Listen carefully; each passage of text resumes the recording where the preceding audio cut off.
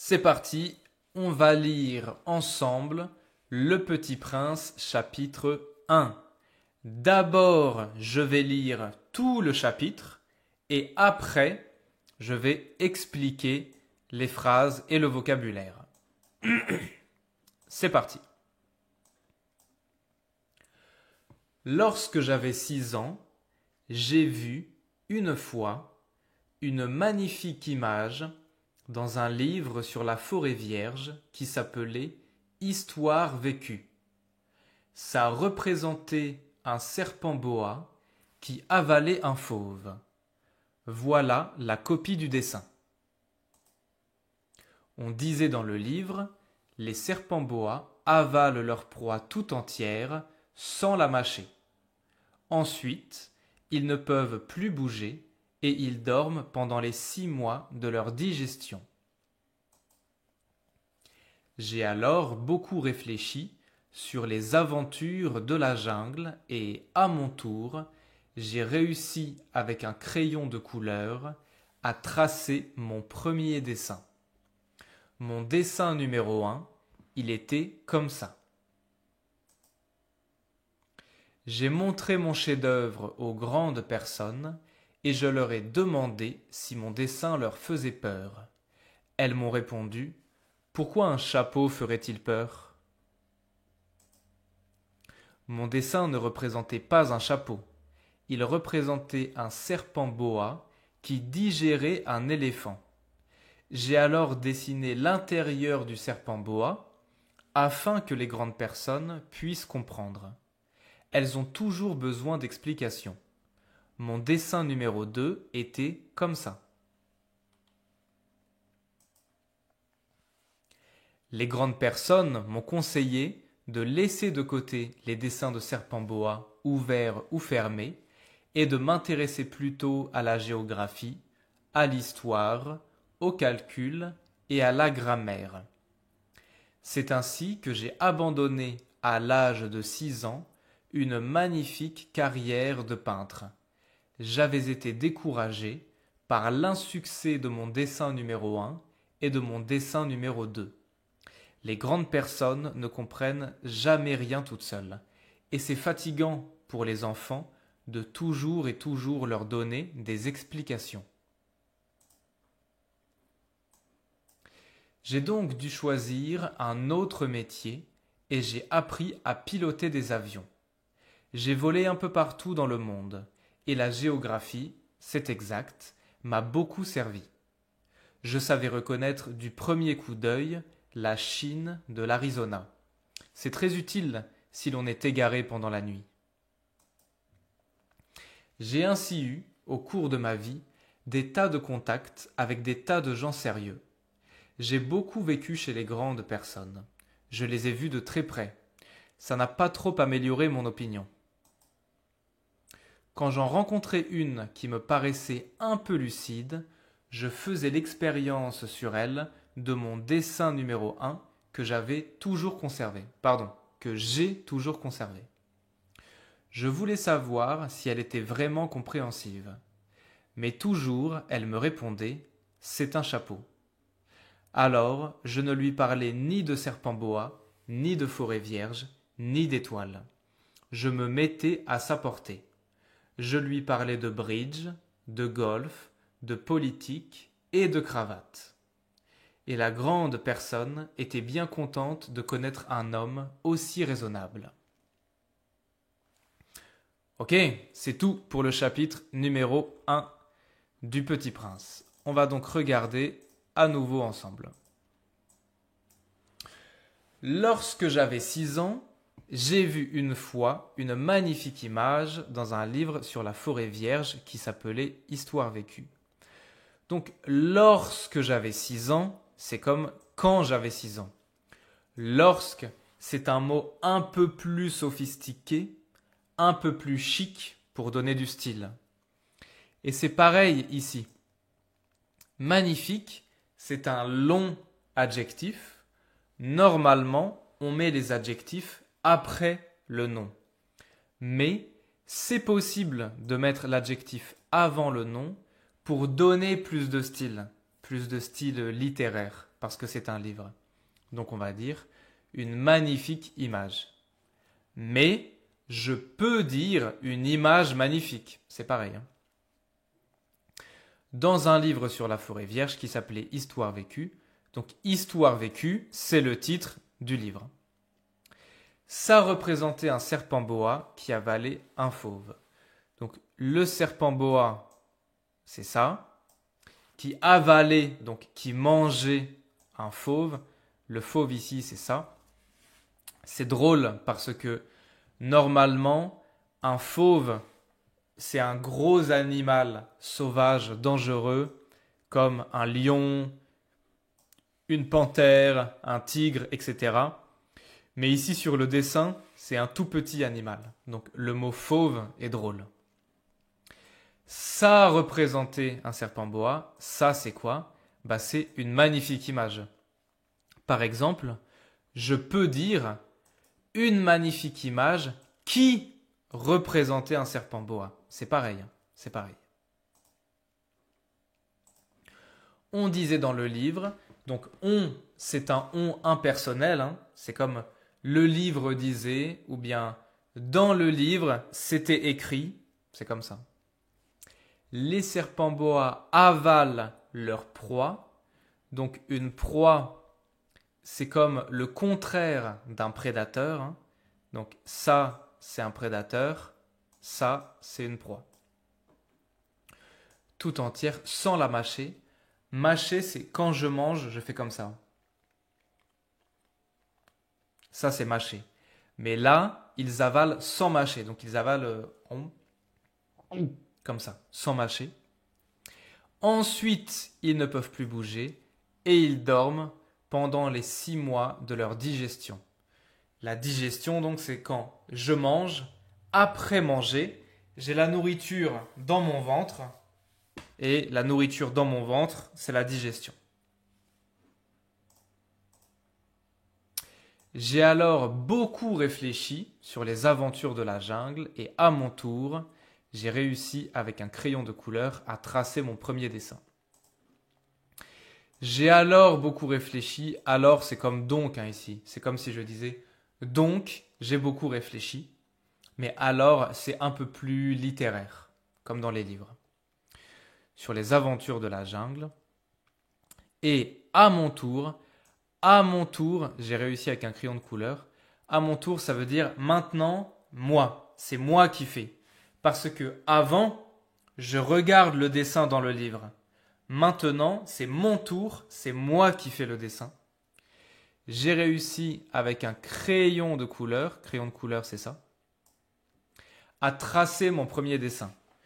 Encore une fois, c'est drôle parce que tracer, c'est un peu comme dessiner, mais normalement, on utilise tracer pour des choses plus sérieuses. Tracer comme des mathématiques, de la géométrie, une carte, c'est des choses précises. Mais ici, il utilise le mot tracer pour un dessin un peu bizarre. Donc, c'est drôle aussi. Okay.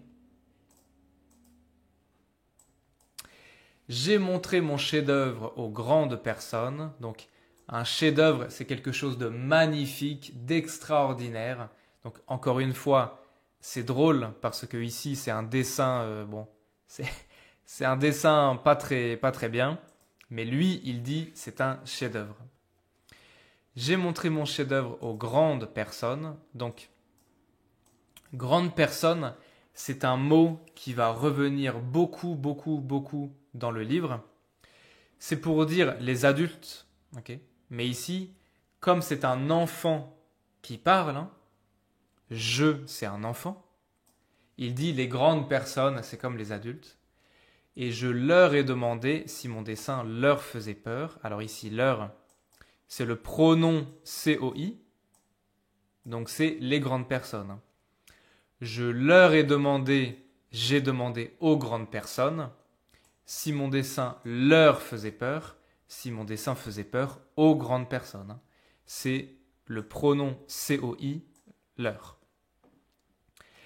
Elles m'ont répondu, pourquoi un chapeau ferait-il peur? Donc, elles ont répondu à qui à moi. Donc elles m'ont répondu. Pareil, c'est le pronom COI, me.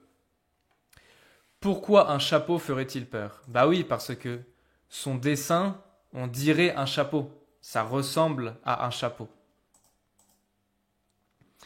Mon dessin ne représentait pas un chapeau, il représentait un serpent boa qui digérait un éléphant. Donc le serpent, c'est ça. Et dans le ventre du serpent, il y a un éléphant. Ok, donc l'éléphant, c'est ça.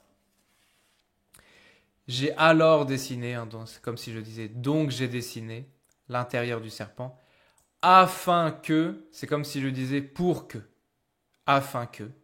Et avec afin que, on utilise le subjonctif, hein, donc ici, puisse. Afin que les grandes personnes puissent comprendre. Elles ont toujours besoin d'explications. Mon dessin numéro 2 était comme ça. Donc, c'est drôle parce que c'est un enfant qui parle et il explique que les adultes sont très bêtes, les adultes ne sont pas intelligents, donc il faut expliquer, toujours expliquer aux adultes.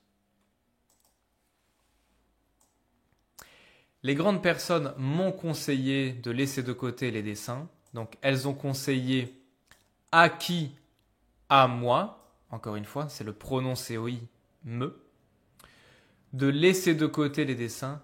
Laisser de côté, c'est comme abandonner, oublier, arrêter. Hein, c'est comme mets de côté les dessins, c'est pas bien, c'est pas important. Et de m'intéresser plutôt à la géographie, à l'histoire, au calcul et à la grammaire. C'est ainsi que, c'est comme si je disais donc, mais là c'est vraiment dans une histoire, dans un livre. C'est ainsi que j'ai abandonné, donc j'ai abandonné à l'âge de 6 ans, quand j'avais 6 ans, une magnifique carrière de peintre. Okay. J'avais été découragé par l'insuccès de mon dessin numéro 1 et de mon dessin numéro 2. C'est intéressant ici, j'avais été, c'est le plus que parfait. Pourquoi? Parce que déjà, là je parle au passé. J'ai abandonné, ok? J'ai abandonné, c'est le passé, c'est dans le passé. Mais pourquoi j'ai abandonné? Parce que j'avais été découragé. Ça veut dire que ça c'est le temps. Ça c'est le présent, ça c'est aujourd'hui. Dans le passé, ici, j'ai abandonné. Pourquoi j'ai abandonné? Parce que encore avant, j'avais été découragé. Et donc pour montrer que j'ai été découragé avant d'abandonner, j'utilise le plus que parfait. Par l'insuccès de mon dessin numéro 1, donc l'insuccès, c'est ça, hein, c'est l'échec, c'est le contraire de succès. Donc le succès, c'est bien, le contraire, c'est l'insuccès. J'ai donc dû choisir un autre métier. Alors, j'ai dû, c'est le verbe devoir au passé composé. Et j'ai appris à piloter des avions. Piloter, c'est comme conduire, conduire des avions. J'ai volé un peu partout dans le monde et la géographie, c'est exact, c'est vrai, c'est correct, m'a beaucoup servi. Je savais reconnaître du premier coup d'œil. Alors, un coup d'œil, donc l'œil, c'est ça. Un coup d'œil, c'est comme si je regarde comme ça. Un coup d'œil, c'est je regarde. Du premier coup d'œil, ça veut dire tout de suite, rapidement, directement. Okay. Par exemple,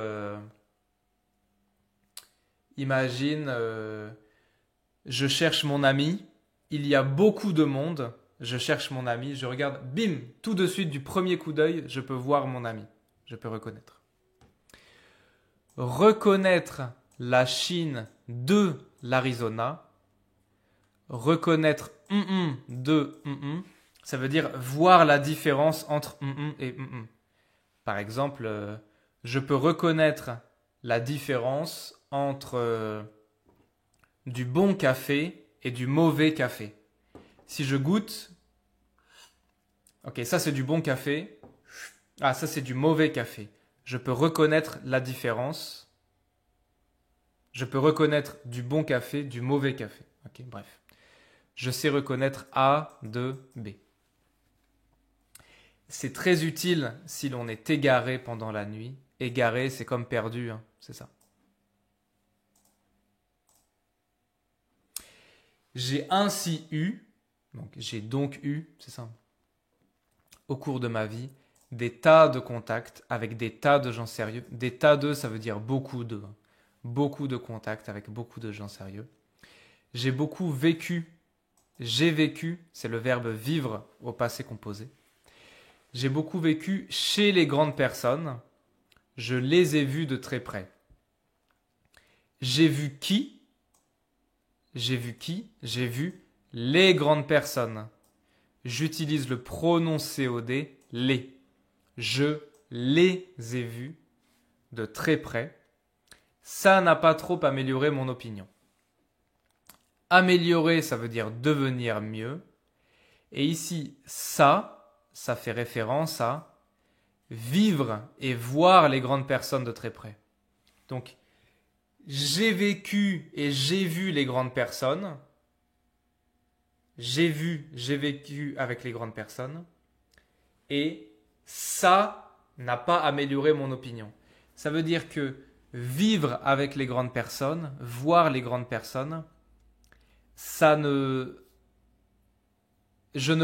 après vivre avec les grandes personnes, je ne pense pas qu'elles sont plus intelligentes.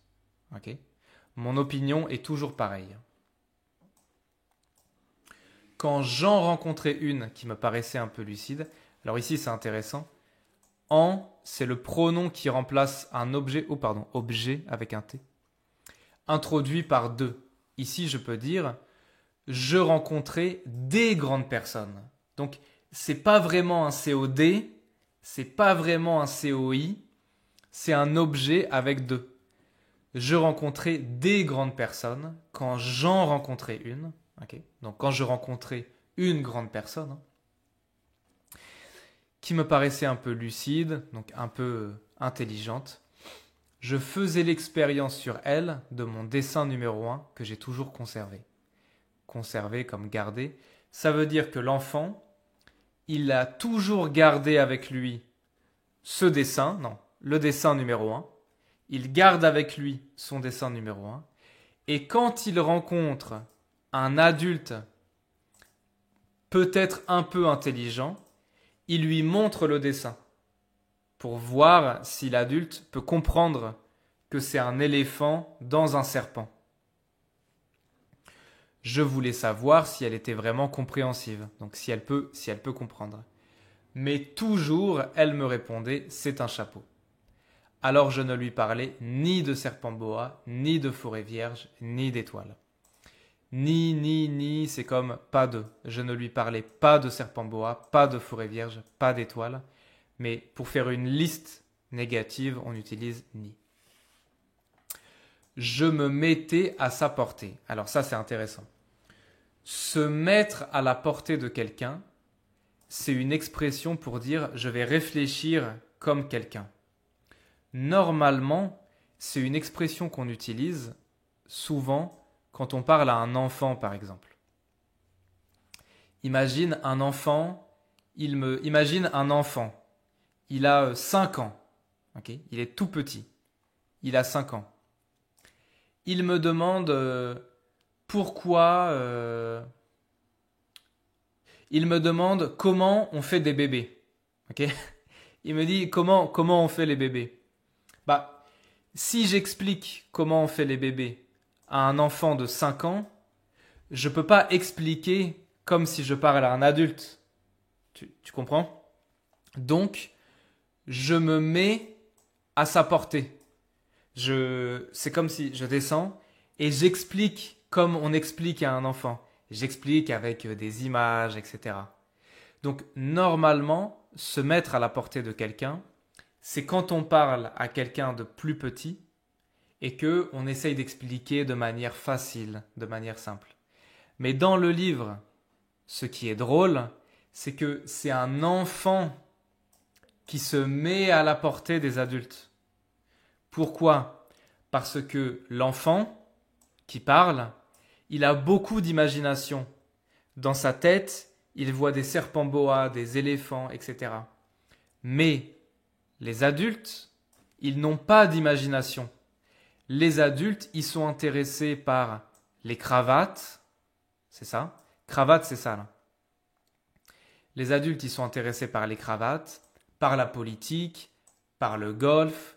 Le bridge, c'est un jeu de cartes, ok? Mais ils n'ont pas d'imagination.